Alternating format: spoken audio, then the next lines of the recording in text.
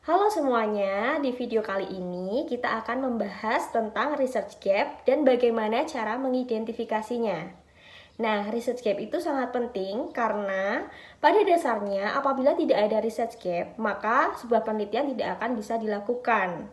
Untuk itu, saya akan memberikan 3 tips mudah untuk mengidentifikasi research gap.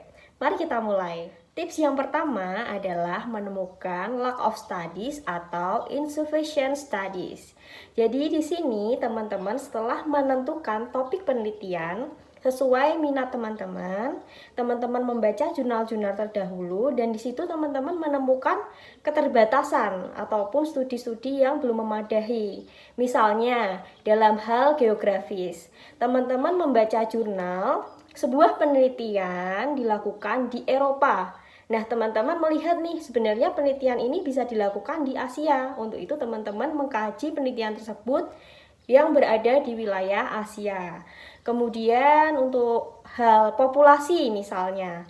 Misalnya ada sebuah penelitian dilakukan untuk umur lansia. Kemudian, teman-teman mencoba penelitian tersebut untuk diaplikasikan ke umur anak-anak misalnya atau dewasa seperti itu. Tips yang kedua adalah dengan menemukan lack of understanding atau sebuah kontroversi. Nah, jadi di sini teman-teman setelah membaca beberapa jurnal, mungkin teman-teman menemukan beberapa peneliti melakukan penelitian dalam sebuah permasalahan menghasilkan A.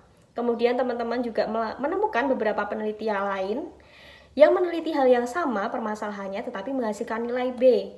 Ataupun mungkin ada teori yang bertentangan seperti itu. Atau bisa juga peneliti-peneliti tersebut menghasilkan hasil yang sama tetapi pembahasan fenomenanya yang berbeda. Nah, ini berarti ada sebuah kontroversi.